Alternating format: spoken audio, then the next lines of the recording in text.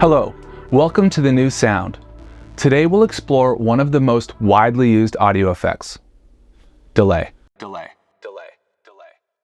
So what exactly is delay? Picture this, you're standing in a vast canyon and then you shout. Moments after your initial shout, you hear your voice echoing back. That echo is nature's version of a delay effect. In the world of audio production, delay is a tool that replicates a sound and then plays it back after a short period. It's similar to an echo where the original audio is followed by its delay version, creating depth and space in a track. Let's listen to some examples.